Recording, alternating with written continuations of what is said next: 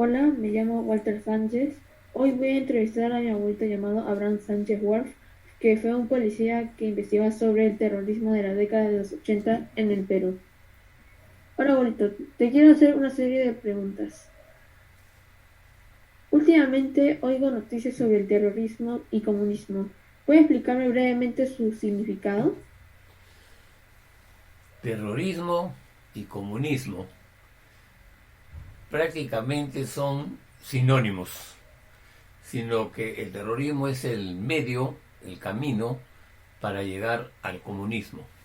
El comunismo es una forma de gobierno, una forma de tener el poder para hacer lo que quizás la sociedad, la población necesita. Pero la democracia es otra forma de gobierno en la que es el pueblo el que realmente tiene el poder y delega ese poder en las personas llamados en el Perú congresistas y la persona que es el presidente de la República, que representa al Poder Ejecutivo. La democracia tiene como principal fundamento el respeto a los derechos de cada una de las personas y a las libertades.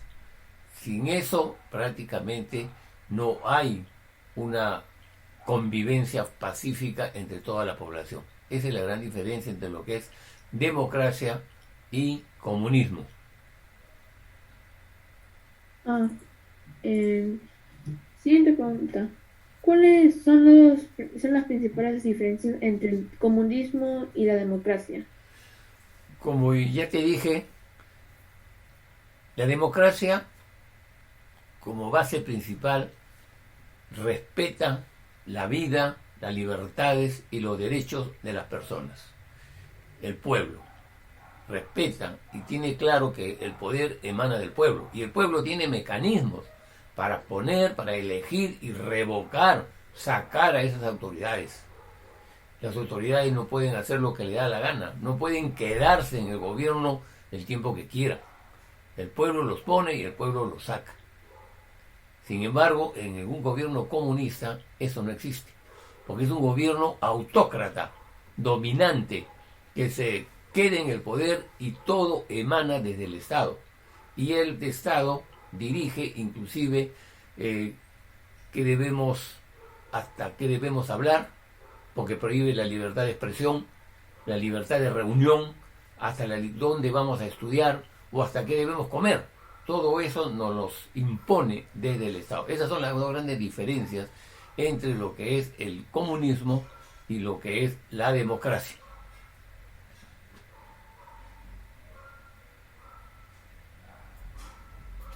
Ah, y siguiente pregunta. ¿En Perú, en sus 200 años de independencia, ha tenido algún gobierno comunista? Como gobierno comunista, no. Pero lo que sí ha habido en muchas ocasiones, los llamados golpes de Estado. Es decir, principalmente los ejércitos o los militares, considerando que los gobernantes demócratas no cumplían con su función que le había encargado el pueblo, sino que cometían abusos, se enriquecían ilícitamente, se coludían con grandes potencias extranjeras para llevarse la riqueza de nuestro país. Entonces derrocaban ellos, los militares, a los gobernantes y ellos empezaban a dirigir los destinos de un país. De ellos hemos tenido varios, que son golpes militares, pero no han durado mucho tiempo, y no solamente en el Perú, sino en muchos países de América, buscando una manera de servir mejor a la población.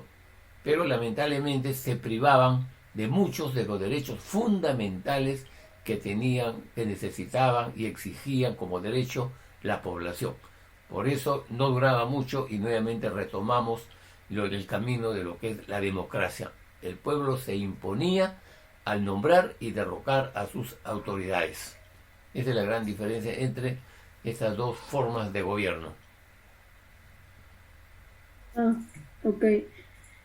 Y en estas elecciones para presidente y congresistas, se dice que la mayoría ha votado por Pedro Castillo, que representa un riesgo tener ideas comunistas.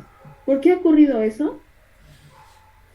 Se piensa que la población, con derecho y justificadamente, ha estado cansada y está cansada de que los gobernantes de derecha, demócratas, les han descuidado, no han atendido sus necesidades, ha habido unas desigualdades terribles entre ricos y pobres, entre los que tenían acceso, digamos, a la cultura y los que no, en fin, aprovechando de esas diferencias que lo hay en todos los países, este grupo denominado terrorista, como es Sendero Luminoso, y el MRTA, Movimiento Revolucionario Tupac Amaru, por los años, antes de los años 80, se levantaron queriendo tomar el poder, el gobierno del Perú.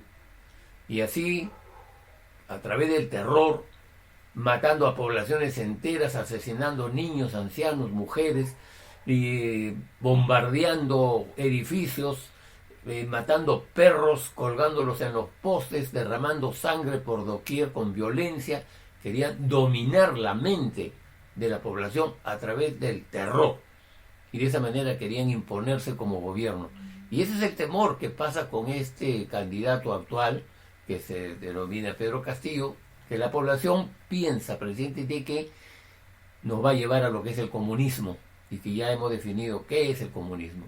Por eso es que la gente ha optado pensando que el comunismo es una opción de cambio ante la dejadez, negligencia de los gobernantes llamados demócratas. Es un craso error.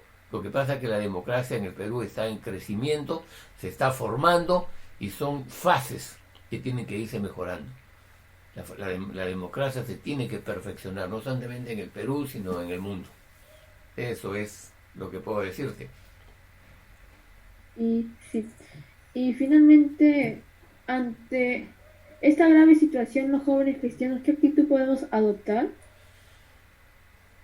Pienso que los jóvenes, como que no han vivido esa experiencia de lo que es el terrorismo en el Perú por los años 80, no conocen, no saben lo que es eso. Deberían instruirse por internet, entrar y ver la historia del Perú, qué significa el terrorismo, qué significó para el Perú, violencia, muertes, masacres, retraso, voladuras de torres de alta tensión, muerte, amenazas por doquier. Eso es lo que significó el terrorismo. Los jóvenes, y no solamente los jóvenes, y todos deberíamos, como cristianos, poner nuestra confianza en el Creador. No nos olvidemos que Dios, en su sabiduría, en su palabra, la Biblia, nos ha dejado mensajes bien claros, cuando nos dice que toda autoridad es puesta por Dios, y al que a la autoridad resiste, a Dios resiste. Es decir, si en estas elecciones el señor Pedro Castillo sale nombrado presidente, debemos reconocer y entender que así Dios lo ha dispuesto. Y como ciudadanos tenemos que someternos, sujetarnos a su autoridad. Si él no se sujeta a Dios, es problema de él con Dios.